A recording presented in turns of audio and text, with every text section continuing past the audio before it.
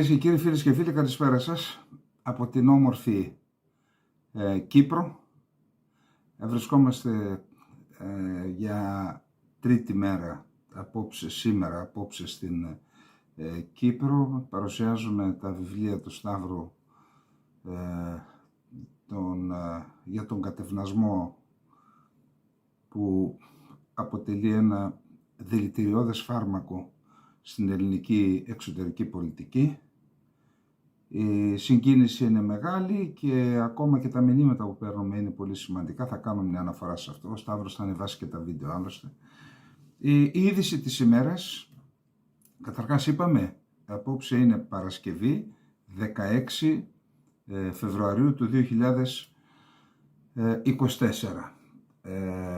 Η είδηση της ημέρας, πιστεύω παγκοσμίως, είναι ο θάνατος του Ναβάλνη.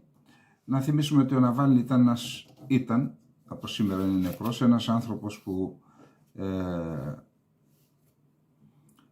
είχε αποκαλύψει ενέργειες του Πούτιν, διαφθοράς ή μεγάλου πλουτισμού, μιλούσε για μία μαφία από των επιχειρηματιών που τον υποστηρίζει για τη διαφθορά. Είχε φυλακιστεί σε ρωσικές φυλακές, τώρα κρατείτο σε μία φυλακή στον αρκτικό κύκλο κάπου και σήμερα ανακοινώθηκε ο θάνατός του. Μετά θα κάνουμε μια αναφορά όταν έρθει η σειρά του. Δεύτερο μεγάλο θέμα, για μας μεγάλο θέμα, αλλά από ό,τι φαίνεται και για τα διεθνή μέσα μαζικής ενημέρωσης, είναι ο νόμος που ψηφίστηκε χθες το βράδυ από το Ελληνικό Κοινοβούλιο.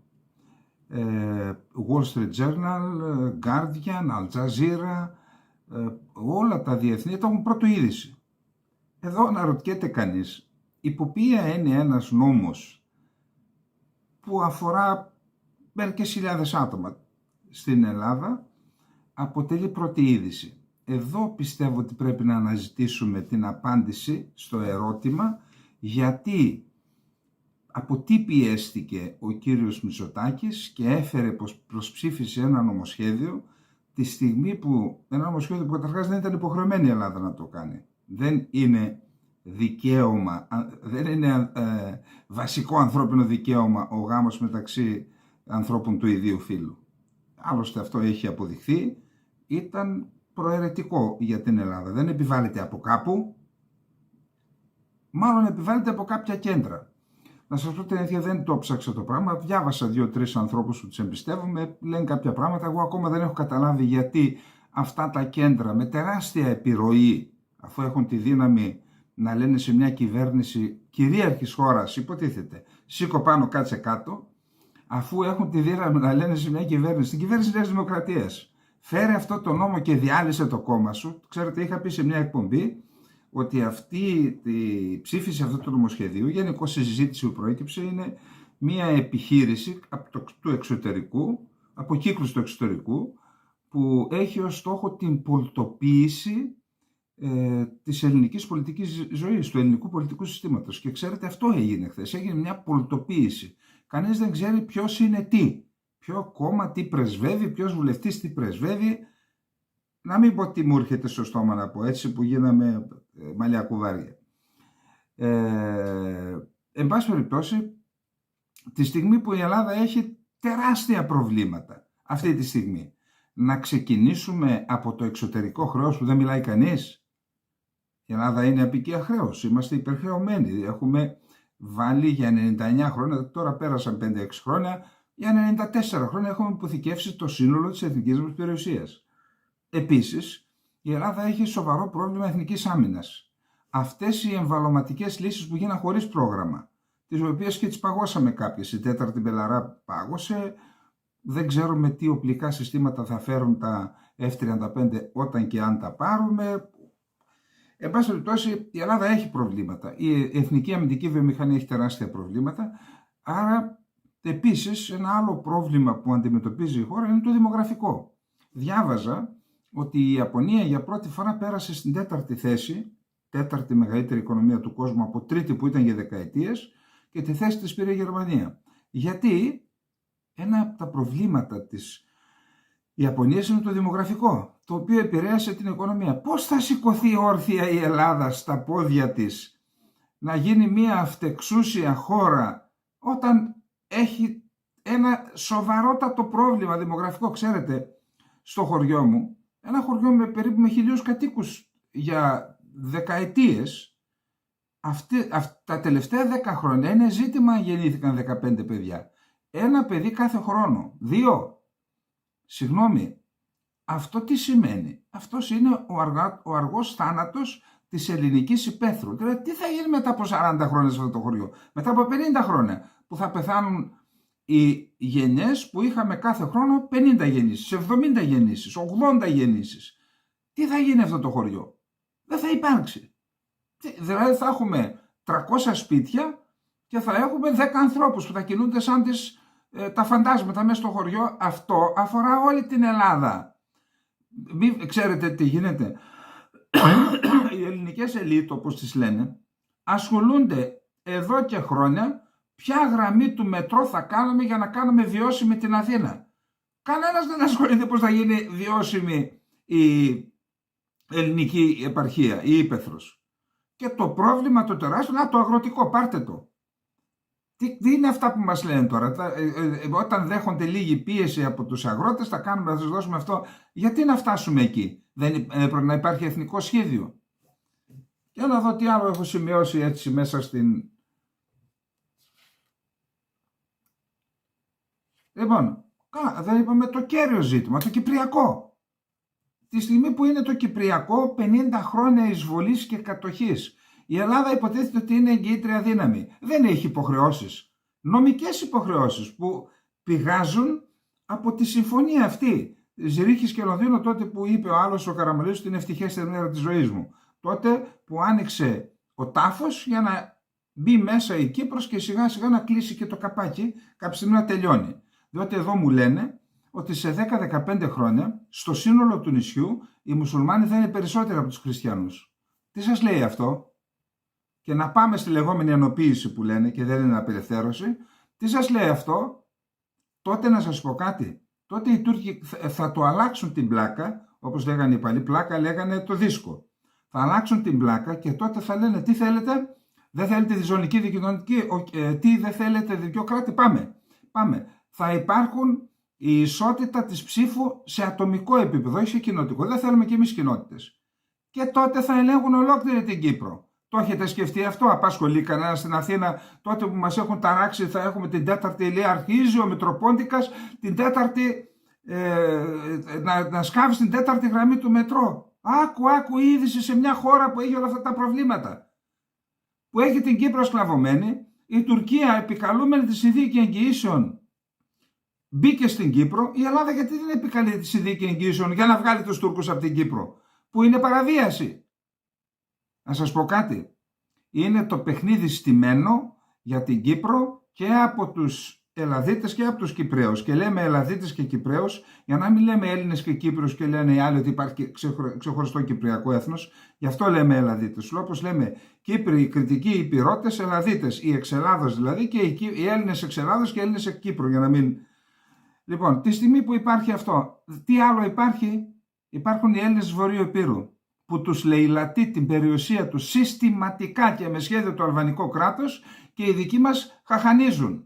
Όχι μόνο χαχανίζουν, ο κύριος Δένδιας ως Υπουργός Εξωτερικών, που υποτίθεται ότι θα είναι η διάδοχη κατάσταση μετά τον Μητσοτάκη και μετά από αυτά που συνέβησαν, θα δούμε μετά τι συνέβησαν, ο οποίος μας πλήρωσε το Υπουργείο Εξωτερικών την έκθεση εικαστικών έργων του Ράμα, του νεκροθάφτη της ελληνικής κοινότητας στην Αλβανία, για να τα παρουσιάσει στο Ζάπιο, και ο άλλος έξυπνος, ο Φωστήρας, ο πρωθυπουργός, του έκανε και επίσημο τραπέζι στο Μαξίμου. Και ξέρετε τι έγινε μετά? Λίγες μέρες μετά συνέλαβαν τον Μπελέρη. Αυτοί είναι. Αυτοί δεν τους νοιάζει τίποτα άλλο εκτός από τα συμφέροντά τους. Και εκεί γύρω, εκεί που κατοικούν, να είναι ασφαλείς, να έχει μετρό για να μην φωνάζουν οι Αθηναίοι και γυρίσουν πάνω τους. Να, αυτά. Οι Έλληνες της Ρωσίας και της Μαριούπολης και της Κριμαίας, γι' αυτό σε ενδιαφέρεται κανένας? Ξέρετε πόσα μηνύματα παίρνω? Είναι ο άλλος στην Κριμαία, λέει δεν μπορώ να έρθω στην Ελλάδα. Εγώ πλέον, λέει, είμαι πολίτης της Ρωσίας. Θέλω δεν θέλω. Μου λένε πήγαινε στο Κίεβο να πάρεις διαβατήριο. Μα αν πάω στο Κίεβο θα με συλλάβουν, λέει. Και διαβάζω εκεί, καλά δεν ξέρω, ίσως είναι και υπερβολή, έχουν 200.000 Έλληνες.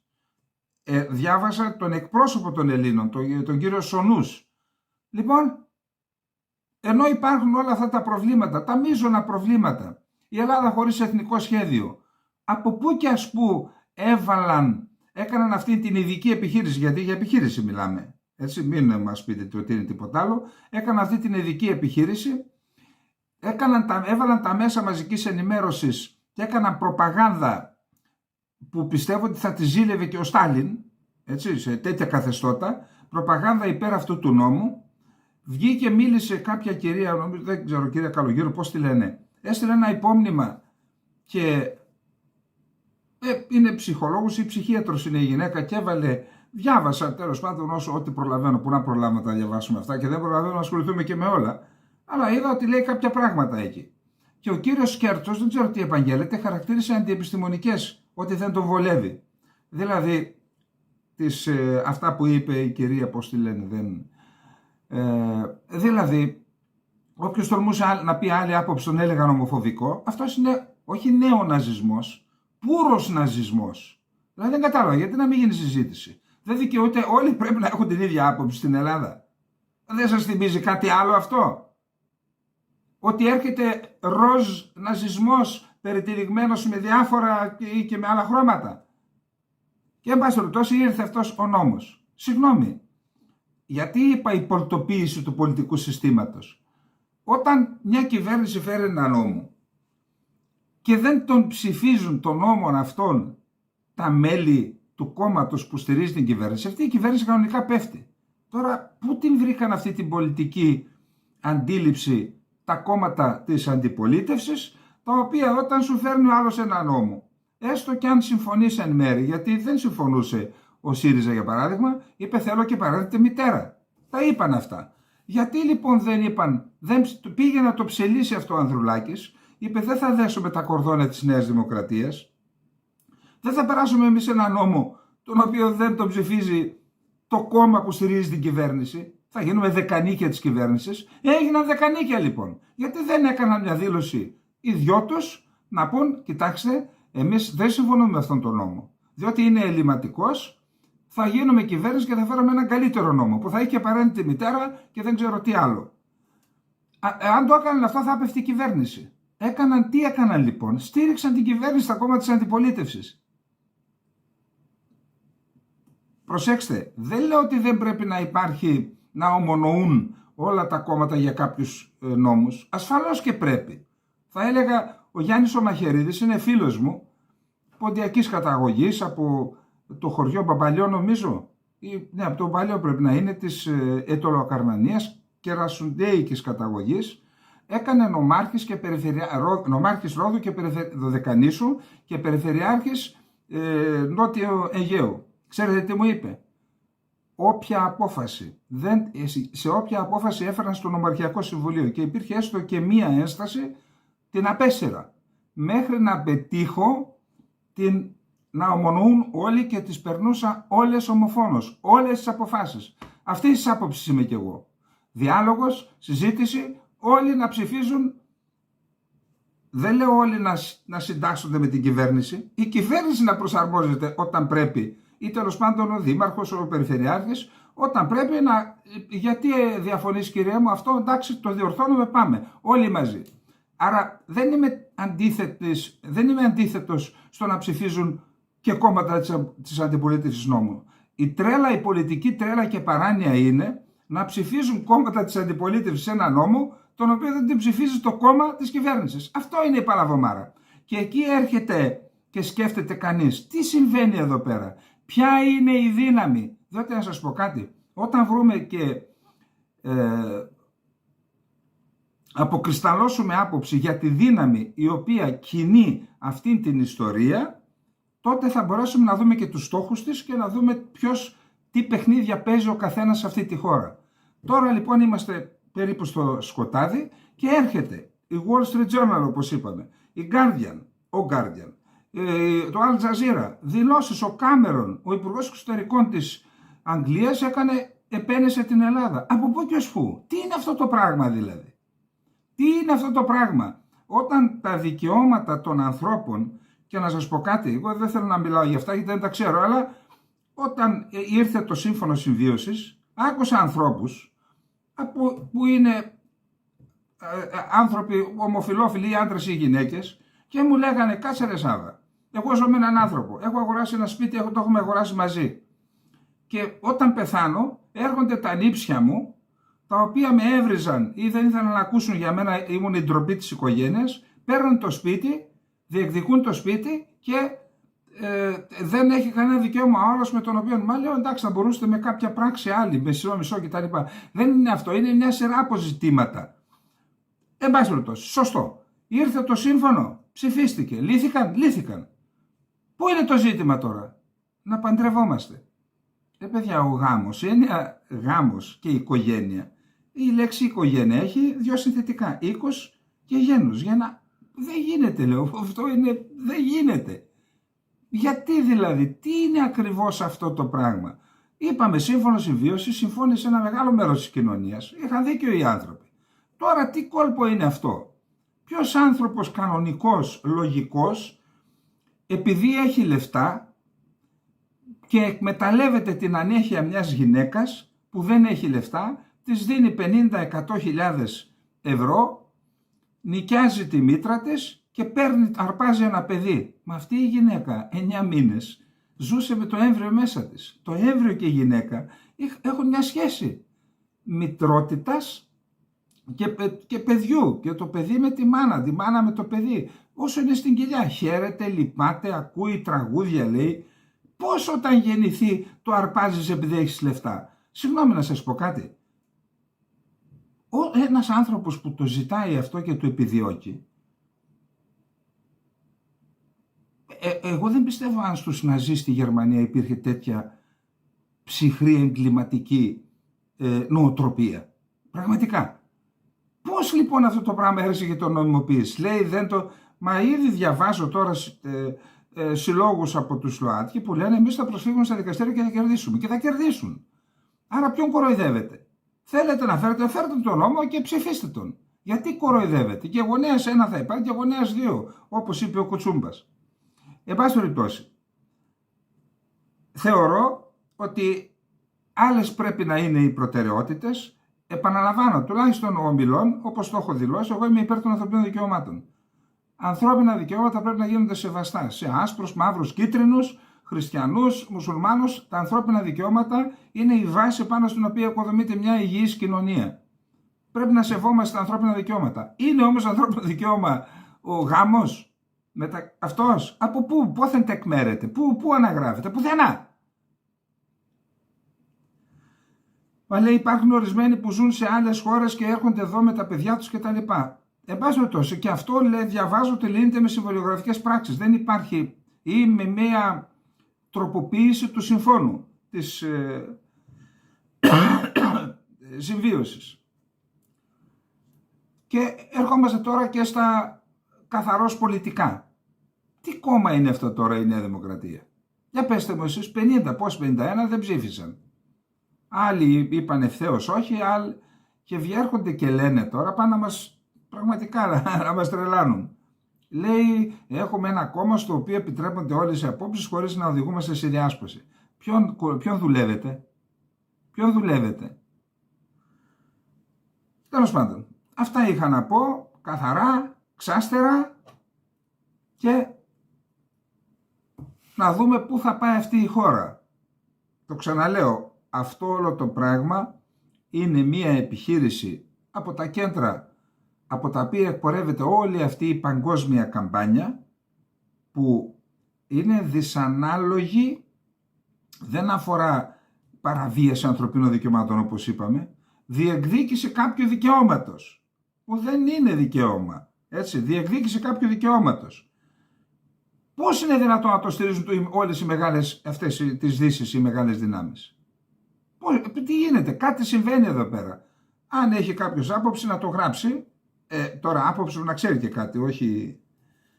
Λοιπόν, αυτό πάμε να δούμε τι γίνεται. Προχθές 12 Φεβρουαρίου η Τουρκία εξέδωσε νέα ναύτεξ, το σταθμό της Σμύρνης, για όλα τα νησιά, από πάνω μέχρι το Καστελόριζο. Και επειδή γίνονται προφανώς κάποιες στρατιωτικές δραστηριότητες της Ελλάδας εκεί, είπε ότι για άλλη μια φορά η Τουρκία δηλώνει τη θέση της, ότι είναι αποστρατικοποιημένα και ότι αυτές οι στρατιωτικές δραστηριότητες παραβιάζουν συνθήκες και μπορεί να θέτουν σε κίνδυνο την ασφάλεια των κινουμένων στην περιοχή, θαλασσίως και εναερίως.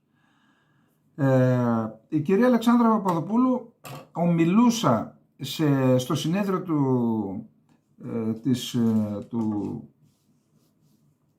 του Ιδρύματος των Δελφών, νομίζω, μαζί με τον κύριο Πάγια, είπε αναφερόμενη, λέει, δεν πρέπει να υπάρχει κανένας Έλληνας που θα διανοηθεί ότι η Ελλάδα θα κληθεί να συζητήσει θέματα εθνικής κυριαρχίας με την Τουρκία.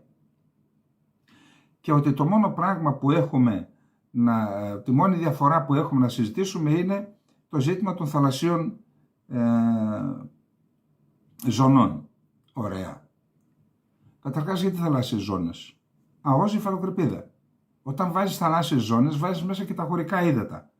Δηλαδή, θα συμφωνήσουμε ότι δεν θα επεκτείνουμε τα χωρικά ύδατα και από εκεί και μετά, αφού δεν θα τα επεκτείνουμε, πώς θα χωρίσουμε ΑΟΣ και υφαλοκρηπίδα. Θα οριοθετήσουμε. Δεν είναι έτσι. Άρα, ΑΟΣ και υφαλοκρηπίδα. Όποιος αναφέρει θαλάσσιες ζώνες, εμείς δικαιούμαστε να βάλουμε ένα μεγάλο ερωτηματικό από πάνω. Γιατί η κυρία θαλάσσιες ζώνες, ΑΟΣ και υφαλοκρηπίδα? Δεύτερον, όταν λες ότι θα συζητήσουμε μόνο αυτό και όταν ο άλλος και να θέλει η επόμενη κυβέρνηση της Τουρκίας να βάλετε, ξέρω εγώ, και εμένα πρόεδρο της Τουρκίας, όταν έχουν πάει επιστολές στον ΟΗΕ με τις οποίες αμφισβητείται η εθνική κυριαρχία των νησιών, τα οποία με βάση τις συμφωνίες πρέπει να είναι μερικώς στρατιωτικοποιημένα ή πλήρως, εννοώ του Βορείου Αιγαίου και των Δωδεκανήσων, και θέτει και θέμα ότι εφόσον τα στρατιωτικοποιήσεις θα αμφισβητούμε και την κυριαρχία, δεν θα μπορέσει ο πιο καλόπιστος Τούρκος πρόεδρος να υπογράψει συνυποσχετικό με την Ελλάδα για να τα πάμε στη Χάγη, να οριοθετήσουμε ή να συμφωνήσουμε και να βάλει μέσα και αυτά τα νησιά. Αυτά τα νησιά δεν θα είναι στο συνυποσχετικό για τα υπόλοιπα. Δηλαδή θα συμφωνήσουμε, θα πάρουμε την άδεια της Τουρκίας αν θα επεκτείνουμε τα χωρικά ύδατα, που αυτό δεν πρόκειται να γίνει ούτε αυτό, αλλά θα οριοθετήσουμε από τον 25ο και μετά. Τότε ποιο συνυποσχετικό? Από τον 25ο και μετά, εκ των πραγμάτων είναι όλη η ΑΟΣ και η υφαλοκρηπίδα ελληνική. Το υπόλοιπο είναι το πρόβλημα. Τι να συζητήσουμε λοιπόν από εκεί και μετά?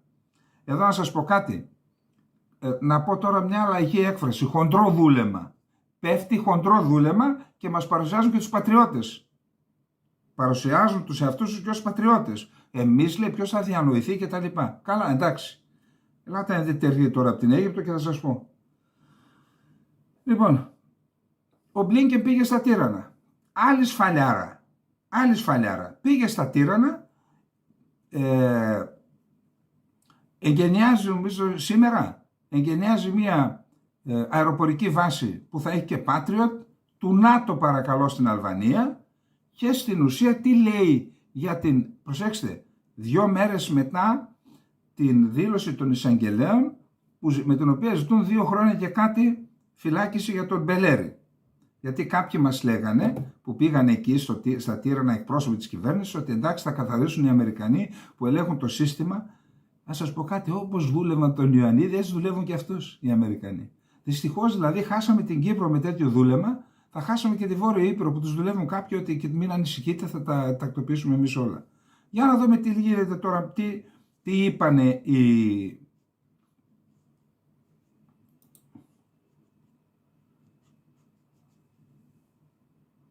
Καταρχάς, η επίσκεψη Μπλίνκεν έρχεται για τα εγγένεια γίνεται για τα εγγένεια της βάσης του ΝΑΤΟ στην Κουτσόβα. Έχει να κάνει και με πυράβλους Patriot και άλλα πολύ σημαντικά πράγματα. Ανέφερε ο καθηγητής εγκληματολογίας Έρβιν Καραμούτσο και είπε ότι η Αλβανία είναι η χώρα στην οποία η Ρωσία δεν έχει καμία επιρροή, έχει επιρροή στο Μαυροβούνιο, έχει στη Σερβία, δεν έχει σε εμάς, γι' αυτό καλωσορίζουμε τους Αμερικανούς, είμαστε χώρα σταθερότητας. Και τι είπαν τι είπε ο Μπλίνκεν για την μεταρρύθμιση. Καλά, στο τέλος τι να σας πω τώρα. Ο Υπουργός Εξωτερικών Άντονι Μπλίνκεν δεν συμμερίστηκε.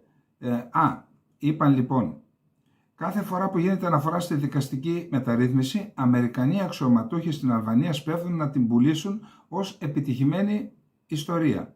Πρόσφατα ο νομικός σύμβουλος στην πρεσβεία των ΗΠΑ, David Backman, σε συνάντηση στη Σκόδρα, χαρακτήρισε το ΣΠΑΚ, ένα ειδικό δικαστήριο για τη διαφθορά, ένα κόσμημα που πρέπει να διατηρηθεί πάση θυσία.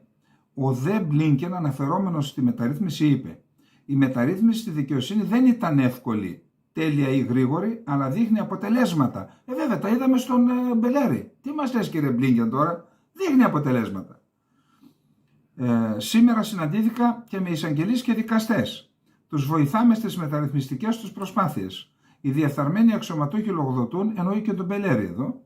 Μέλη του οργανωμένου εγκλήματος πηγαίνουν στη φυλακή και χάνουν τις περιουσίες τους. Αυτή είναι μια ισχυρή διαδικασία, αλλά είναι μια διαδικασία και προχωρά μπροστά. Ναι, αν ήταν σωστά αυτά που έλεγε ο κύριος Μπλίνκεν, ξέρετε ποιος θα ήταν πρώτα στη φυλακή? Για μαντέψτε, ο Ράμα θα ήταν στη φυλακή και ο κύκλος του, που αυτοί λαιλατούν και την αλβανική περιουσία και την ελληνική περιουσία, την περιουσία των Ελλήνων στη Βόρειο Ήπειρο.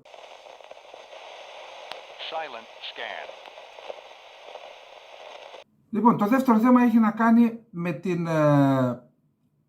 με το ζήτημα των S400, αλλά και των S300 των ελληνικών, όπως το συνδυάζουν οι Forbes, οι ελληνικοί Forbes. Για να δούμε λίγο τι γράφουν, γιατί πραγματικά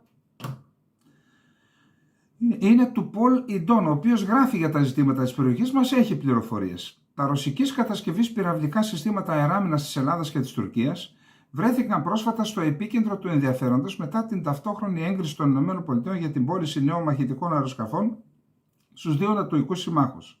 Στα τέλη Ιανουαρίου, το State Department ενέκρινε την πώληση μαχητικών 5ης γενιάς F-35 αξίας $8,6 δισεκατομμυρίων στην Ελλάδα, παράλληλα με την πώληση 40 Block 70 F-16 Vipers και 79 κίτα αναβάθμισης έναντι $23 δισεκατομμυρίων στη γειτονική Τουρκία. Στην επιστολή του προς τον Έλληνα Πρωθυπουργό Κυριάκο Μητσοτάκη, ο Αμερικανός Υπουργός Εξωτερικών Άντονι Μπλίνκεν επανέλαβε το ενδιαφέρον της Ουάσιγκτον για τις αμυντικές δυνατότητες που θα μπορούσε να μεταφέρει ή πουλήσει στην Ελλάδα η Ουκρανία. Να πουλήσει η Ελλάδα στην Ουκρανία. Εάν αυτές οι δυνατότητες ενδιαφέρουν την Ουκρανία και εν αναμονή της επανεξέτασης της κατάστασης και της σχετικής αξίας τους από την κυβέρνηση των ΗΠΑ, μπορούμε να διερευνήσουμε ευκαιρίες για πιθανές πρόσφατες δωρεές στην Ελλάδα, έως $200 εκατομμύρια για την Ελλάδα, αναφέρεται στην επιστολή. Εάν αυτές οι δυνατότητες ενδιαφέρουν την Ουκρανία και εν αναμονή της επανεξέτασης για τις αμυντικές δυνατότητες που θα μπορούσε να μεταφέρει να πουλήσει η Ελλάδα στην Ουκρανία, και αναλόγως θα τις δώσουμε και δώρα. Εάν και ο Μπλίνκεν δεν αναφέρθηκε σε συγκεκριμένα όπλα, η επιστολή αναζωπήρωσε τις εικασίες ότι η Ουάσιγκτον θέλει να μεταφέρει η Αθήνα τα συστήματα S300 από την Κρήτη στο Κίεβο, τώρα που λαμβάνει μαχητικά 5ης γενιάς. Τώρα που παίρνουν 5ης γενιάς, να δώσουμε τους S300. Επίσης, την ίδια στιγμή, ενώ παίζει αυτό το θέμα, τα πιο προηγμένα συστήματα S400 από τους δικούς μας S300 που διαθέτει η Τουρκία βρέθηκαν πάλι στο επίκεντρο του ενδιαφέροντος. Η Αμερικανίδα Υπουργός Εξωτερικών, αρμόδια για πολιτικές υποθέσεις Βικτόρια Νούλαντ, δήλωσε στα τουρκικά ΜΜΕ στις 29 Ιανουαρίου ότι εάν η Άγκυρα και η Ουάσιγκτον μπορούσαν να επιλύσουν το ζήτημα των S400, οι ΗΠΑ θα ήταν ευτυχείς να καλωσορίσουν την Τουρκία πίσω στην οικογένεια των F-35. Ευτυχείς θα ήταν, έτσι. Ο εκπρόσωπος του Λευκού Οίκου για θέματα εθνικής ασφάλειας, Τζον Κίρμπι, επανέλαβε τη θέση της Νούλαντ 2 μέρες αργότερα, επαναλαμβάνοντας: «Δεν υπάρχει καμία αλλαγή στην άποψή μας ότι το πρόγραμμα των F-35 για την Τουρκία είναι ασύμβατο με τη χρήση πυράβλων S-300 και S-400».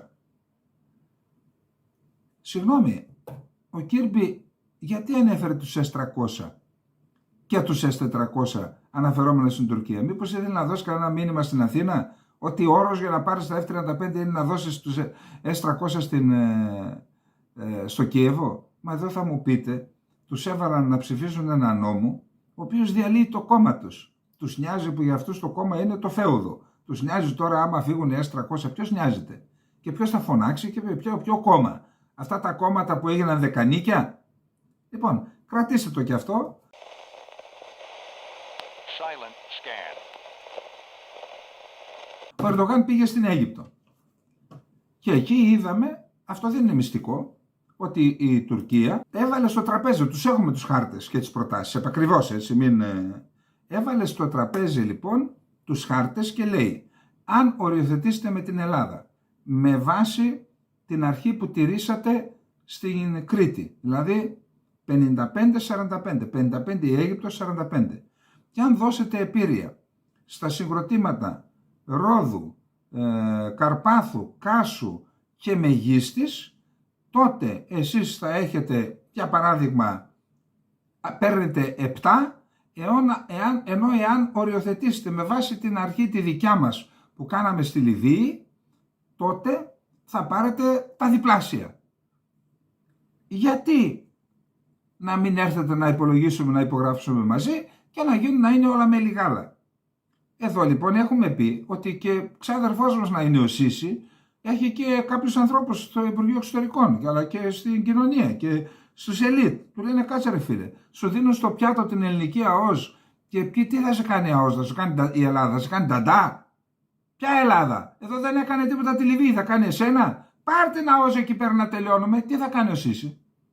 Ποιος θα τον πιέσει. Τι νομίζετε ότι είναι εσείς, σαν τους... Όχι, δεν είναι έτσι. Αυτοί είναι και από εδώ και από εκεί και τα παίρνουν και από τους Αμερικανούς, τα παίρνουν και από τους Ρώσους, εννοώ οπλικά συστήματα.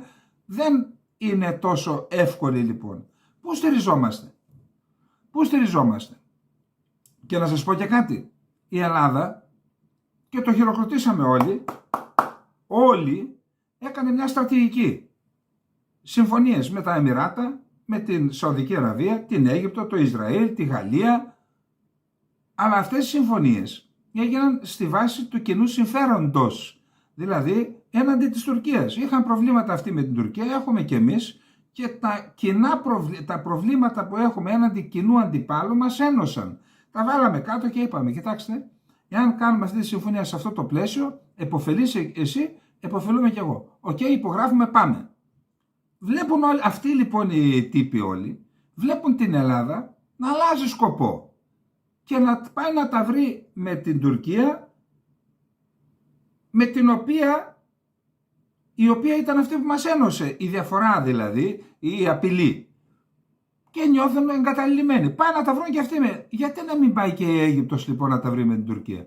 Τι θα την εμποδίσει όταν πρώτη η Ελλάδα γίνεται η φωνή της Άγκυρας στη Δύση, ότι εμείς θα την ενσωματώσουμε ξανά που είχε αποξενωθεί λόγω των γενοκτονιών, λόγω των εθνοκαθάρσεων, λόγω της γενοκτονίας που κάνει στους Κούρδους, λόγω της επιθετικότητας στην Κύπρο, στην Ελλάδα. Εμείς γίναμε τώρα ο βατήρας της Τουρκίας προς τη Δύση. Γιατί να καθίσει ο Σίση και να συσκεφτεί. Καθίστε αυτά και σκεφτείτε τα κατά πόσο αυτοί που αποφασίζουν για την Ελλάδα έχουν ως στόχο να εξυπηρετήσουν τα εθνικά μας συμφέροντα, παίρνοντας αποφάσεις και για τον σχετικό νόμο και όχι κάτι άλλο κάθε φορά.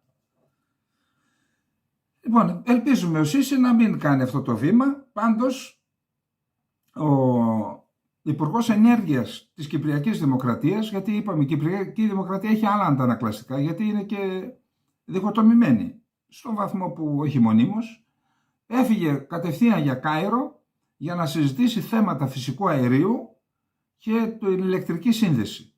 Μη μας τα πήγε να δει τι γίνεται. Ξέρετε, οι μεγάλες δυνάμεις, όταν γίνονται τέτοιες συναντήσεις, όσο είναι ζεστά τα πράγματα, πηγαίνουν και συναντιόνται με αυτούς τους ανθρώπους. Και από τις συζητήσεις καταλαβαίνω και τι έχουν, δεν μπορεί να τα κρύψεις αυτά, και τι τι έχει συμφωνηθεί, και μετά τρέχεις να τα μαζέψεις. Εντάξει, ο δικός μας είναι αλλού.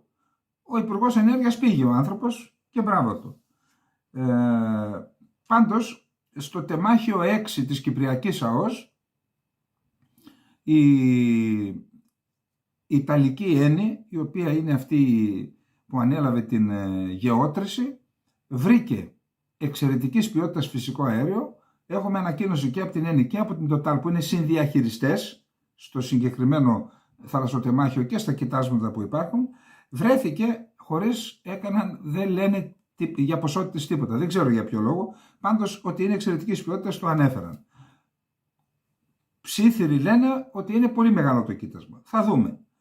Εδώ να θυμίσουμε, και θα επανέλθουμε, να θυμίσουμε ότι η Κυπριακή Δημοκρατία επί Μουμπάρακ και όσο ήταν ο Μουμπάρακ, νομίζω το 2003, οριοθέτησαν με την Αίγυπτο, Κυπριακή Δημοκρατία. Και η Αίγυπτος τότε αναγνώρισε πλήρη επίρρεια στο σύμπλεγμα της Μεγίστης, του Καστελορίζου. Πλήρη επίρρεια.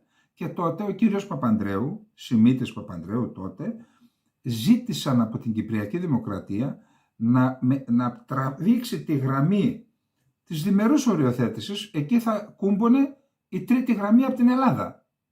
Ζήτησαν να την τραβήξουν 17 χιλιόμετρα, νομίζω τόσο, ανατολικά, για να μην έχει επίρρεια το Καστελόριζο. Για πέστε μου τώρα εσείς. Και μετά έρχεται ο Δένδιας και κάνει την Κολοδή και μας την παρουσιάζουν και σαν επιτυχία. Την Κολοδή οριοθέτησε με την Αίγυπτο.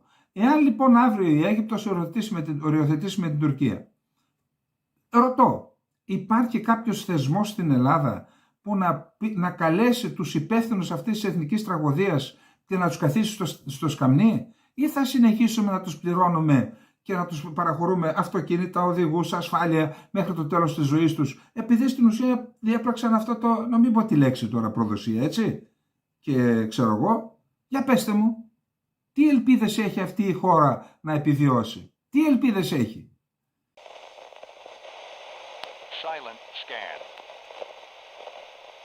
Και μια που ανέφερα για το δημογραφικό της Ελλάδας, να δούμε λίγο το δημογραφικό της Τουρκίας. Για να δούμε. Ο πληθυσμός της Τουρκίας αυξήθηκε κατά 92.824 ανθρώπους σε σχέση με τον ένα χρόνο νωρίτερα και έφτασε το 2023 τα 85.370.000 κατοίκους, σύμφωνα με επίσημα στοιχεία.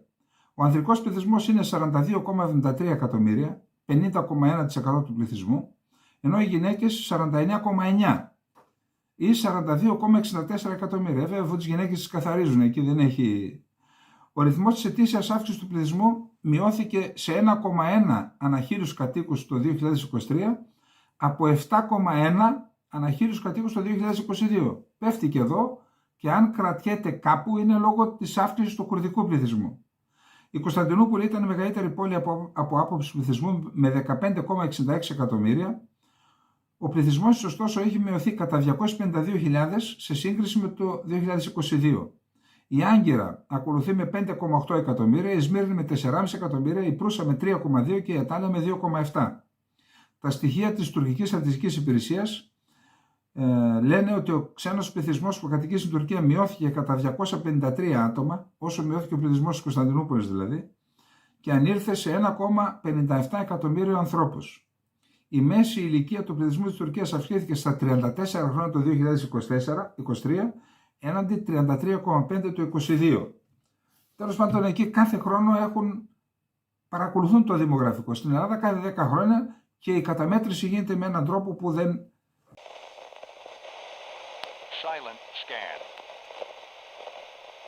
Ο Νετανιάχου απορρίπτει τη διεθνή αναγνώριση του κράτους της Παλαιστίνης. Για να δούμε τι λέει το σχετικό άρθρο.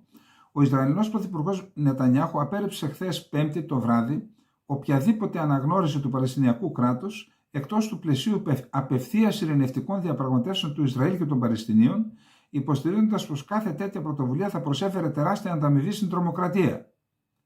Γιατί μόνο η τρομοκρατία θέλει κράτος, και οι άλλοι άνθρωποι θέλουν κράτος? Γιατί η ανταμοιβή στην τρομοκρατία? Γιατί? Εάν δεν είναι ανταμοιβή στην τρομοκρατία, είναι κεραυνός της διεθνούς κοινότητας στην πολιτική που ακολούθησες, κύριε Νετανιάχου, και ξέρετε ότι εμείς προεκλογικά ήμασταν, όχι ιδεολογικά, επειδή είχε εκφράσει καλές θέσεις για την Κύπρο και την Ελλάδα, λέγαμε αυτός, αφού εξυπηρετεί τα εθνικά μας συμφέροντα. Αλλά εδώ αυτή η απάντηση με τον τρόπο που έγινε, αυτή οδήγησε το Ισραήλ στη βάρβαρη επίθεση της Χαμάς την τρομοκρατική επίθεση της Χαμάς με τους 1.200 νεκρούς, ο τρόπος με τον οποίο απάντησε ο Νετανιάχου έκανε ακόμα και τους πιο στενούς συμμάχους του Ισραήλ να μιλούν για αναγνώριση Παλαιστινιακού κράτους. Άρα ποια αναγνώριση? Για κοίτα λίγο την καμπούρα, Μπίμπι. Οι δύο ακροδεξιοί υπουργοί της κυβέρνησης που έχουν επιρροή, ο Ιταμάρ Μπεν Γκβίρ και ο Μπεζαλέλ Σμότριτς, απέρριψαν ήδη τους όρους του σχεδίου, στο οποίο αναφέρθηκε η αμερικανική εφημερίδα Washington Post, που λέει για αναγνώριση Παλαιστινιακού κράτους χωρίς διαβουλεύσεις με το Ισραήλ. Το δημοσίευμα ανέφερε ότι οι ΗΠΑ, βασικός σύμμαχος του Ισραήλ και αραβικές χώρες προσκύμενες στην Ουάσιγκτον, καταρτίζουν πλήρες σχέδιο προκειμένου να υπάρξει διαρκής ειρήνη ανάμεσα στο Ισραήλ και τους Παλαιστίνιους, αφού τελειώσει ο πόλεμος Ισραήλ-Χαμάς. Το Ισραήλ θα συνεχίσει να εναντιώνεται στη μονομερή αναγνώριση του κράτους της Παλαιστίνης. Οποιαδήποτε τέτοια αναγνώριση μετά τη σφαγή της 7ης Οκτωβρίου θα προσέφερε τεράστια ανταμοιβή στην τρομοκρατία άνευ προηγουμένου και θα εμπόδιζε οποιαδήποτε μελλοντική συμφωνία ειρήνης, τόνισε στα εβραϊκά ο Νετανιάχου μέσω της πλατφόρμας X. Το Ισραήλ απορρίπτει κατηγορηματικά τα διεθνή diktats όσον αφορά μόνιμη ρύθμιση με τους Παλαιστίνιους, προσέθεσε, επαναλαμβάνοντας ότι η συμφωνία ειρήνης δεν θα προκύψει παρά μόνο από απευθείας διαπραγματεύσεις χωρίς προϋποθέσεις. Η εφαρμογή του σχεδίου, στο οποίο αναφέρεται η Washington Post, θα άρχισε με την κατάπαυση του πυρός προβλεπόμενης διάρκειας τουλάχιστον 6 εβδομάδων. Η εφημερίδα επικαλέστηκε Αμερικανούς και Άραβες αξιωματούχους που κατά αυτήν ευελπιστούν πως θα συναυθεί η συμφωνία πριν από τη 10η Μαρτίου, την ημέρα που ξεκινά το Ραμαζάνι. Λένε ότι γράφτηκε στα αμερικανικά δηλαδή ότι οι Αμερικανοί δώσαν για τη Ράφα διορία μέχρι τις 10 Μαρτίου. Μετά λέει τέρμα.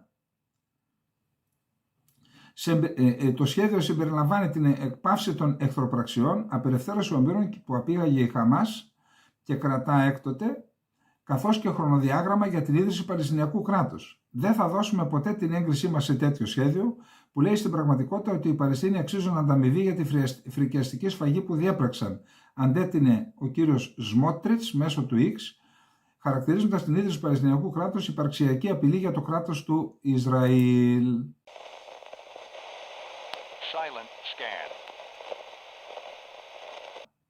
Και ενώ η Αίγυπτος περιμένει χρηματοδότηση από το Διεθνές Νομισματικό Ταμείο ύψους 6 έως 14 δισεκατομμυρίων δολαρίων για να αντιμετωπίσει τα σοβαρά προβλήματα που έχει η οικονομία του, για να τα αντιμετωπίσει, είδαμε και κάποιες δορυφορικές εικόνες ότι προετοιμάζεται μία πόλη που θα μπορέσει να φιλοξενήσει μέχρι και 100.000 κατοίκους, εννοώ με αντίσκηνα, νοσοκομεία, εκστρατείες κτλ., οι οποίοι, στη Χερσόνησο του Σινά όλα αυτά, οι οποίοι φυσικά θα είναι οι εκτοπισμένοι της Γάζας. Θα μου πείτε, εκεί υπάρχει 1,5 εκατομμύριο είναι στη Ράφα και άλλο 1 εκατομμύριο στην υπόλοιπη Γάζα. Άμα φύγουν 100.000, σου λέει και τι έγινε. Για να δούμε τι λέει το σχετικό άρθρο, γιατί έχουμε και σφοδρές αντιδράσεις από πανταχώθεν. Η Αίγυπτος κατασκευάζει έναν τεράστιο καταβλισμό υποδοχής Παλαιστινίων προσφύγων που θα περιβάλλεται από τείχος στην έρημο του Σινά, περιγράφει η αμερικανική εφημερίδα Wall Street Journal, επικαλούμενη Αιγύπτους αξιωματούχους και πηγές ασφαλείας. Ο καταβλισμός, που βρίσκεται κοντά στα σύνορα της Λωρίδας της Γάζας στην έρημο, θα μπορούσε να φιλοξενήσει περισσότερους από 100.000 ανθρώπους σε σκηνές, λόγω των φόβων για μαζική έξοδο από τη Λωρίδα της Γάζας σε περίπτωση της επιχείρησης στη Ράφα, λέει η αμερικανική εφημερίδα. Εδώ και πολλές εβδομάδες η Αίγυπτος προσπαθεί να ενισχύσει την ασφάλεια κατά μήκον των συνόρων της Γάζας με στρατιώτες, φράχτες και τεθωρακισμένα οχήματα για να αποτρέψει την είσοδο στην Χερσόνησο του Σινά απελπισμένων Παλαιστινίων. Ο καταβλισμός αποτελεί μέρος ενός σχεδίου έκτακτης ανάγκης σε περίπτωση που μεγάλος αριθμός Παλαιστινίων καταφέρει να φύγει από τη Ράφα και να μπει στη Χερσόνησο του Σινά, σημειώνει η Wall Street Journal. Σε περίπτωση μεγάλης εισρωής Παλαιστινίων από τη Γάζα, η Αίγυπτος θα προσπαθούσε ιδανικά να περιορίσει τον αριθμό σε περίπου 50 με 60.000, αν και ο νέος καταβλισμός που καλύπτει 20 τετραγωνικά χιλιόμετρα θα μπορούσε να φιλοξενήσει περισσότερους από 100.000, αναφέρει η εφημερίδα. Ο Αιγύπτιος κυβερνήτης του Βόρειου Σινά διέψευσε τις πληροφορίες σχετικά με την κατασκευή καταβλισμού προσφύγων, υποστηρίζοντας ότι τα έργα στην περιοχή ήταν μέρος μιας ανοικοδόμησης σπιτιών που καταστράφηκαν κατά τη διάρκεια της προηγούμενης στρατιωτικής εκστρατείας της Αιγύπτου κατά των εξτραμιστών του Ισλαμικού κράτους. η επαπειλούμενη στρατιωτική επίθεση του Ισραήλ στη Ράφα έχει πάντως προκαλέσει μεγάλες αντιδράσεις. Σύμφωνα με την αμερικανική εφημερίδα, η Αίγυπτος έχει απειλήσει ακόμα και να τερματίσει τη συνθήκη ειρήνης με το Ισραήλ αν υπάρξει εισρωή Παλαιστινίων στη Γάζα. Ανώτερος στρατιωτικός Ισραηλινός δήλωσε στην εφημερίδα ότι αν το Ισραήλ αποφασίσει να ξεκινήσει την επίθεση, ο στρατός θα επιχειρήσει να μετακινήσει τον άμαχο πληθυσμό βόρεια, έξω από τη ζώνη των μαχών, αλλά εντός της λωρίδας της Γάζας. Σύμφωνα με τον ΟΗΕ, περίπου 1,3 εκατομμύρια άνθρωποι είναι στη Ράφα. Οι περισσότεροι έφυγαν εκεί από διάφορες άλλες περιοχές όπου εκεί έγιναν διάφορες επιχειρήσεις. Να πούμε ότι ένας πύραυλος τον Χούθη πάλι χτύπησε ένα ελληνόκτητο πλοίο, νομίζω. Συνεχίζονται τα πήγαινε έλα, βαράει ο ένας, βαράει ο άλλος. Τώρα οι Χούθη διάβασα ότι στην ουσία κοροϊδεύουν τους Αμερικανούς, του χτύπησαν ένα ομοίωμα, γιατί υπάρχουν και τέτοια κόλπα.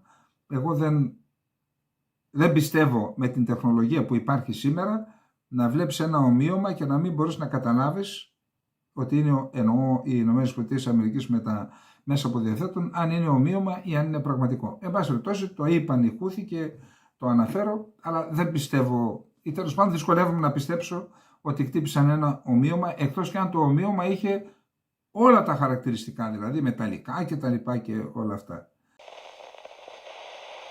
Silent scan. Ξέρετε τη βότκα Σμυρνόφ, έτσι? Ένας Αλεξάνδερ Σμυρνόφ, ένας πρώην πληροφοριοδότης του FBI, δηλαδή της Αμερικανικής Υπηρεσίας Εσωτερικής Ασφάλειας, ας πούμε, ο οποίος είχε καταθέσει μαρτυρία με βάση την οποία ο ιός Μπλίνκεν είχε πάρει από τους Ουκρανούς για την Ουκρανική υπηρεσία, εταιρεία φυσικού αερίου, είχε γίνει μέλος του Διοικητικού Συμβούλιο επικυβέρνησης Ομπάμα, όταν ο πατέρας του ήταν αντιπρόεδρος, εποφελούμενος στις θέσεις του πατρός, ήρθε σε επαφή μαζί τους, τον έκαναν μέλος του Διοικητικού Συμβουλίου εκτελεστικό ή πρόεδρο ή αντιπρόεδρο, κάτι τέτοιο, και λέει ως ανταμοιβή για να τους περνάει μέσω του πατρός θέματα που τους αφορούσαν, πήρε ο ίδιος $5 εκατομμύρια και 5 ο πατέρας. Εκεί λοιπόν και αυτό το θέμα ετοιμάζονται τώρα οι Ρεπουμπλικάνοι να κάνουν εξεταστική επιτροπή εις βάρος του πατρός για να εξισορροπήσουν τις διώξεις που υφίσταται ο Τραμπ και να έχουμε μια εξισορρόπηση.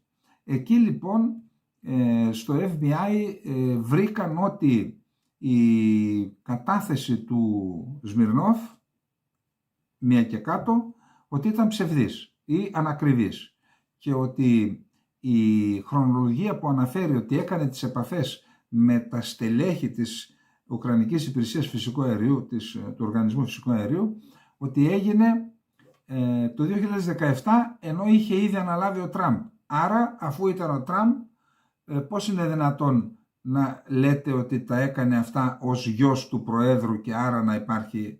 Εν πάση περιπτώσει, αυτό είναι ένα θέμα που φαίνεται ότι είναι ανοιχτό, το ζήτημα της παραπομπής ή τέλος πάντων της εξέτασης του θέματος του εμπλοκής του πατρός και του ιού Biden σε αυτό το σκάνδαλο. Κατά την άποψή μου ήταν ούτως ή άλλως σκάνδαλο. Τι δουλειά έχει ο γιος του αντιπροέδρου, τον είπα, να πάει σε μια χώρα όπου συνέβαιναν αυτά που συνέβαιναν και κατέληξαν στην εισβολή? Τι δουλειά είχε εκεί πέρα? Αυτό είναι ούτως ή άλλως πολιτικό σκάνδαλο.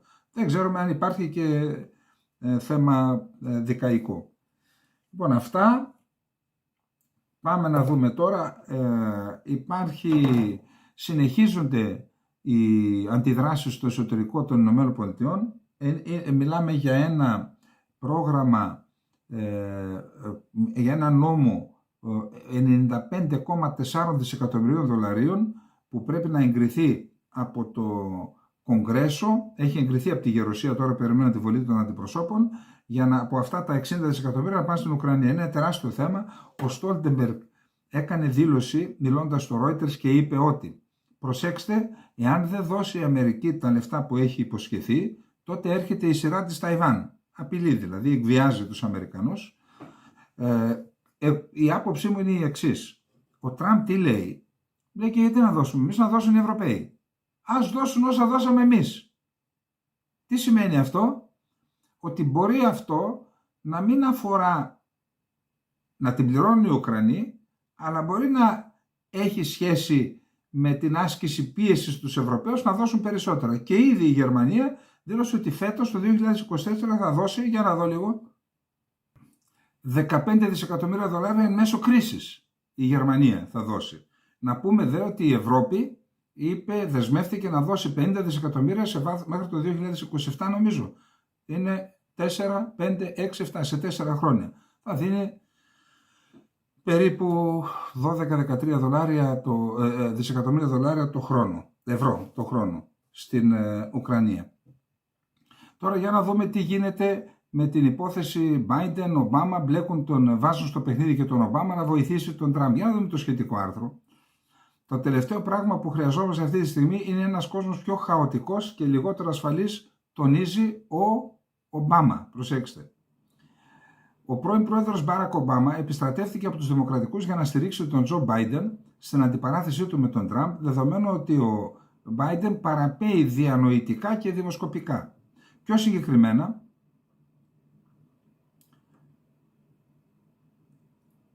λίγες μόλις μέρες αφότου ο πρόεδρος Τραμπ προκάλεσε ανησυχία στους συμμάχους του, υποστηρίζοντας ότι οι ΗΠΑ δεν πρέπει να υπερασπίζονται μέλη του ΝΑΤΟ που υπολείπονται των στόχων αμυντικών δαπανών τους, ο πρόεδρος Biden έχει απόλυτο δίκιο, έγραψε ο Ομπάμα στο X. Το τελευταίο πράγμα που χρειαζόμαστε αυτή τη στιγμή είναι ένας κόσμος πιο χαοτικός και λιγότερο ασφαλής, όπου οι δικτάτορες νιώθουν θάρρος και οι σύμμαχοί μας αναρωτιούνται αν μπορούν να βασίζονται σε εμάς. Ας συνεχίσουμε να προχωράμε, τόνισε ο Ομπάμα, βάζοντας πλάτη στον Biden και επικρίνοντας τη δήλωση του Τραμπ. Με τον τρόπο αυτό ο Ομπάμα πήρε πάνω του την κόντρα με τον Τραμπ και υπερθεμάτισε σε δήλωση του Biden που τόνισε ότι η ανησυχία του ΝΑΤΟ κρατά ασφαλείς τις αμερικανικές οικογένειες, ότι η συμμαχία του ΝΑΤΟ κρατά ασφαλείς τις αμερικανικές οικογένειες. Η υπόσχεση του ΝΑΤΟ ότι η επίθεση είναι επίθεση εναντίον όλων κρατά ασφαλείς τις αμερικανικές οικογένειες. Είναι τόσο απλό. Κάθε άτομο που αμφισβητεί τη διάρκεια αυτού του όρκου αποτελεί κίνδυνο για την ασφάλειά μας, εννοώντας ότι ο Τραμπ αποτελεί κίνδυνο για την ασφάλεια των ΗΠΑ. Η ενίσχυση του μηνύματος Biden από τον Ομπάμα έρχεται σε μια στιγμή κατά την οποία αρκετοί ηγέτες του ΝΑΤΟ εκφράζουν ανησυχίες για τα σχέδια του Τραμπ, που είπε: «Εγώ σε 24 ώρες τελειώνω τον πόλεμο στην Ουκρανία». Αυτές οι ανησυχίες επανήλθαν αυτό το Σαββατοκύριακο, όταν ο Τραμπ είπε σε μια ομιλία του ότι δεν θα προστάτευα τις χώρες που δεν πιάνουν το 2% στις αμυντικές δαπάνες.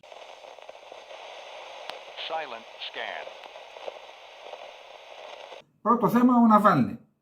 Ο Ναβάλνη λοιπόν είχε μεταφερθεί σε μια φυλακή στην Αρκτική, στο κρύο δηλαδή. Η μάνα του δήλωσε: «Εγώ τον είδα τη Δευτέρα και ήταν μια χαρά. Δεν υπάρχουν ανακοινώσεις με ιατρικά ανακοινωθέντα κτλ. Για ποιο λόγο πέθανε και πώς. Είδαμε καταιγισμό δηλώσεων από Ευρωπαϊκή Ένωση, στελέχη της Ευρωπαϊκής Ένωσης, πρωθυπουργούς, υπουργούς εξωτερικών, ΗΠΑ, που δηλώνουν ότι στην ουσία αμφιβάλλουν για τον τρόπο με τον οποίο έχασε τη ζωή του ο Ναβάλνη. Η Σαχάροβα αντιεπιτίθεται και λέει τα δικά της. Εδώ πρέπει να πούμε το εξής, ότι στη Ρωσία όσοι υπάρχει ένας άγραφος νόμος, μας το είπε κάποια στιγμή ο Μετβέντεφ, ότι υπάρχει ίσως και μια ειδική μονάδα η οποία εξοντώνει τους ανθρώπους οι οποίοι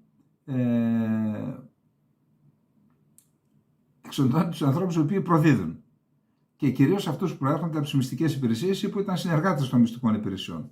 Εδώ λοιπόν, άρα εκεί δεν υπάρχει το δικαϊκό σύστημα που γνωρίζουμε, ότι απειλεί την εθνική ασφάλεια μάλλον εξοντώνεται.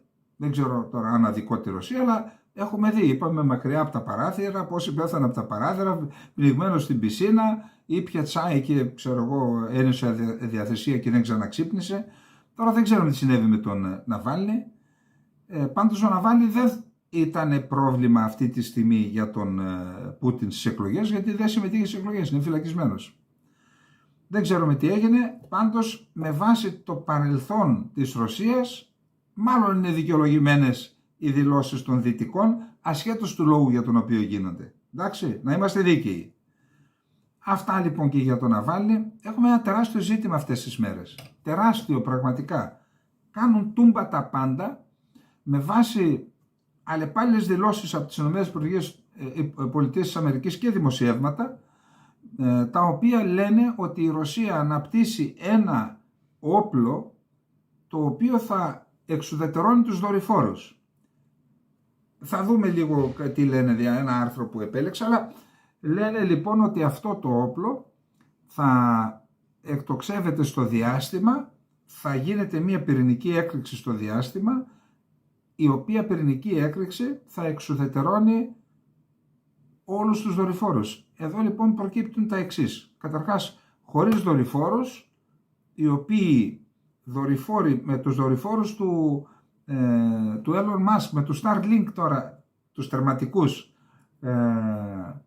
γίνεται ο πόλεμος στην Ουκρανία. Η Ουκρανία στηρίζεται σε αυτό και μάλιστα σήμερα δήλωσαν ότι στα χέρια των Ρώσων υπάρχουν χιλιάδες τερματικά Starlink που χρησιμοποιούν τους δορυφόρους του Elon Musk στα χέρια των Ρώσων που πολεμούν, και στην ουσία αφαιρέθηκε το πλεονέκτημα που είχαν οι Ουκρανοί.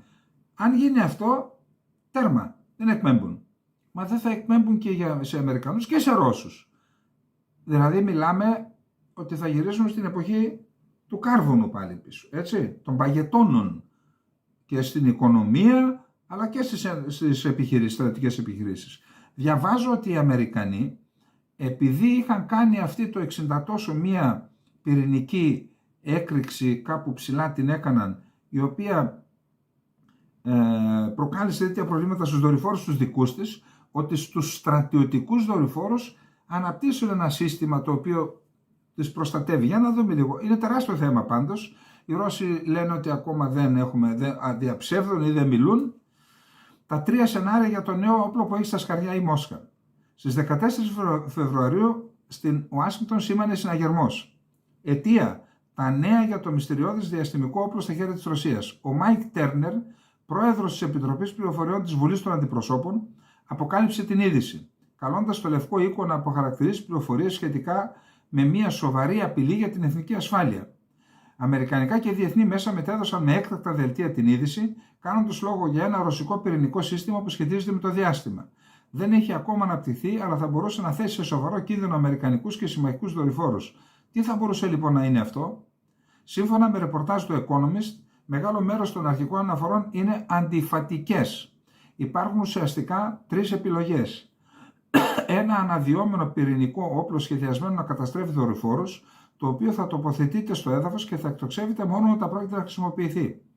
Ένα πυρηνικό όπλο που θα εισέρχεται σε τροχιά, ο δεύτερο σενάριο, ή ένας πυρηνικός δορυφόρος που δεν θα είναι ο ίδιος βόμβα, αλλά αντίθετα θα χρησιμοποιεί πυρηνική ενέργεια για να τροφοδοτήσει κάποιο άλλο είδος συσκευής. Αυτά είναι τα 3 σενάρια. Εάν η Ρωσία σχεδιάζει να αναπτύξει ένα πυρηνικό όπλο σε πλήρη τροχιά και όχι ένα κλασματικό στο οποίο δεν κυκλώνει πλήρως στη γη, θα παραβίαζε τη συνθήκη για το διάστημα το 1967. Οι πυρηνικές εκρήξεις στο διάστημα απαγορεύονται επίσης βάσει του 1963 συνθήκης μερικής απαγόρευσης δοκιμών, την οποία έχει υπογράψει η Ρωσία. Πέρα από το γεγονός ότι θα παραβίαζε την νομιμότητα, θα ήταν ένα απολύτως καταστροφικό όπλο που θα σκότωνε αδιακρίτως, εγώ πιστεύω, και τις δικές της δορυφόρες, εκτός και αν η Ρωσία που αναπτύσσει το όπλο, αναπτύσσει και ένα αντιόπλο που θα προστατεύει τους δικούς της δορυφόρους, όπως έκαναν οι Αμερικανοί. Όταν η Αμερική διεξήγαγε μια πυρηνική δοκιμή σε μεγάλο υψόμετρο το 1962, γνωστή ως Starfish Prime, όχι μόνο κατέστρεψε τους δορυφόρους στην οπτική γωνία, αλλά και αυτούς στην άλλη πλευρά της γης, επειδή η ακτινοβολία διοχετεύτηκε από το μαγνητικό πεδίο του πλανήτη. Η αυξημένη ακτινοβολία τελικά κατέστρεψε περίπου το 1 τρίτο όλων των δορυφόρων που βρισκόταν τότε σε χαμηλή τροχιά. Ποιους θα έπλητε η ρωσική διαστημική επίθεση? Όλους. 8.300 ενεργούς δορυφόρους που είναι σε χαμηλή τροχιά. Έχουμε και άλλα ζητήματα, δεν χρειάζεται τώρα να αναφερθούμε σε αυτά. γιατί είναι και θεωρητικά. Κρατήστε το αυτό, μπορούμε να κάνουμε ίσως μια άλλη αναφορά, αν έχει κάποιος μια μελέτη να μας στείλει να μας βοηθήσει. Αυτά. Έχουμε δηλώσεις και από τον Τζον Κίρμπι ότι πιθανόν η Ουκρανία να χάσει την πόλη Αυδέευκα. Πάντως στην Αυδέευκα οι Ουκρανοί στέλνουν την τρίτη ταξιαρχία που θεωρείται η καλύτερη ταξιαρχία των ενόπλων δυνάμεων. Ποια είναι η Αυδέευκα? Μια πόλη η οποία είναι κολλητή προέκταση του πολεοδομικού συγκροτήματος του Ντονέτσκ. Το Ντονέτσκ είναι πόλη, άλλοτε μια πολύ σύγχρονη πόλη με ένα σύγχρονο αεροδρόμιο, πανεπιστήμια. Έχουμε μια Ελληνίδα από εκεί που έχει έρθει στην Ελλάδα και μου τα λέει ότι πριν το 2014 ήταν μια πόλη μοντέλο, από τις πιο σύγχρονες της Ουκρανίας. Υπήρχε και μια ομάδα ποδοσφαιρική, Σαχτάρ Ντονέτσκ νομίζω. Η πόλη αυτή έχει γίνει φάντασμα. Από το 2014 και μετά δεχόταν συνέχεια βομβαρδισμούς. Μεγάλο μέρος των βομβαρδισμών προέρχονταν από αυτή την πόλη, την Αυδέευκα, την οποία την κατέλαβαν οι στασιαστές τότε το 2014, την ανακατέλαβε ο Ουκρανικός στρατός. Υπάρχει μια βάση αντιαεροπορικής άμυνας εκεί, η οποία έχει και πυρηνικά καταφύγια που θα προστάτευαν τους αντιαεροπορικές δυνάμεις από πυρηνική επίθεση. Εκεί είναι η βασική οχυρωμένη δύναμη που έχει οχυρωθεί σε αυτά, και από την περιοχή αυτή αντιμετώπισε το μεγάλο πρόβλημα ασφάλειας η πόλη του Ντονέτσκ.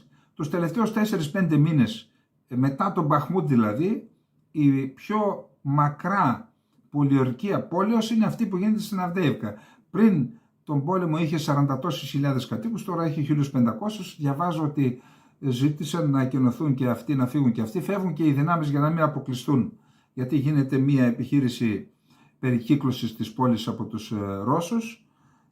Πάντως η Ουκρανία και ο νέος αρχηγός Γες στέλνει δυνάμεις για να αποτρέψει αυτή την κατάληψη της πόλης. Αν καταληφθεί αυτή η πόλη θα έχει δύο αποτελέσματα. Το ένα, ότι θα είναι πιο ασφαλής πλέον η πόλη του Ντονέτσκ, και το δεύτερο θα είναι το ψυχολογικό.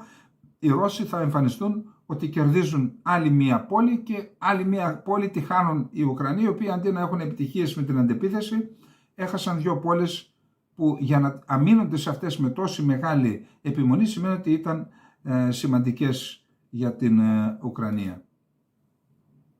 Να συνεχίσουμε τελειώνοντας την απόψινή μας εκπομπή, να πούμε ότι ο Ζελένσκι είναι σε περιοδεία στην Ευρώπη για να πείσει τις ευρωπαϊκές χώρες να συνεισφέρουν είτε σε πολεμικό υλικό, είτε σε πυρομαχικά, είτε σε μη επανδρομένα αεροσκάφη, είτε και σε χρήματα στην Ουκρανία. Να πούμε πλέον ότι η Ευρώπη θα κληθεί να καλύψει το κενό των 60 δισεκατομμυρίων των Ηνωμένων Πολιτειών, ένα πράγμα το οποίο γίνεται εν μέσω οικονομικής κρίσης που μαστίζει την Ευρωπαϊκή Ένωση. Να πούμε επίσης ότι συνεχίζονται οι επιθέσεις ένθεν κακήθεν και από τις δύο πλευρές. Είναι μεγάλο το θέμα των μη επανδρομένων αεροσκαφών, θα επανέλθουμε. Η Ουκρανία έχει αποκτήσει μεγάλη δύναμη. Κάποιος, επειδή είπε ότι έκαναν ένα μαραθώνιο και συγκεντρώθηκαν 150 εκατομμύρια και δόθηκαν στους ιδιώτες, κάποιος είπε ότι αυτό είναι αφελές που ανέφερα, ότι είναι τα δισεκατομμύρια των Δυτικών. Όχι, τα δισεκατομμύρια των Δυτικών δεν δίνονται σε ιδιώτες.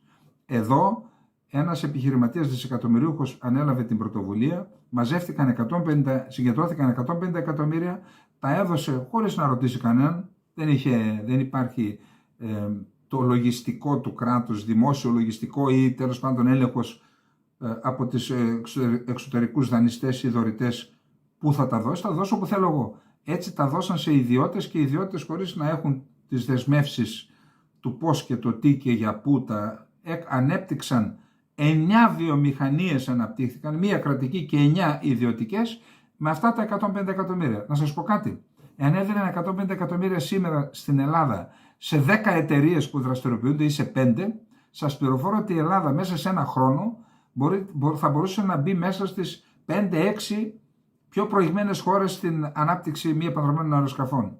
Και αυτό είναι το πρόβλημα της πατρίδας μας. Ότι δεν δίνονται λεφτά ή τέλος πάντων όταν δίνονται με τρόπους που δεν φέρουν και αποτέλεσμα. Τώρα, και να κλείσουμε την απόψινή μας εκπομπή, να πούμε ότι διαβάζω η αμυντική σύμπραξη Ουκρανίας και Τουρκίας επεκτείνεται πέραν των Μπαϊρακτάρ. Να θυμίσουμε ότι η Τουρκία κάνει εργοστάσιο στην περιοχή του Κιέβου που θα παράγονται Μπαϊρακτάρ συμπαραγωγή, θα δίνει τους κινητήρες η Ουκρανία, είχε αναπτυγμένη από τη Σοβιετική Ένωση την αεροδιαστημική βιομηχανία και τώρα βλέπω ότι υπάρχει συνεργασία και στο ΚΑΑΝ, αεροσκάφος 4ης γενιάς, που θα γίνει και εκεί, η είδηση μέχρι στιγμής λέει ότι θα προμηθευτεί η Ουκρανία αεροσκάφη ΚΑΑΝ. Δεν μπόρεσα να δω, θα το ψάξω να δω αν θα κάνουν και εκεί συμπαραγωγή. Εσείς συνεχίζετε να δίνετε στην Ουκρανία και να βοηθάτε και η Ουκρανία να συνεργάζεται με την Τουρκία, που εξ αντικειμένου και εν της πράγμας αυτή η συνεργασία πλήττει την εθνική ασφάλεια της Ελλάδας. Καληνύχτα σας λοιπόν.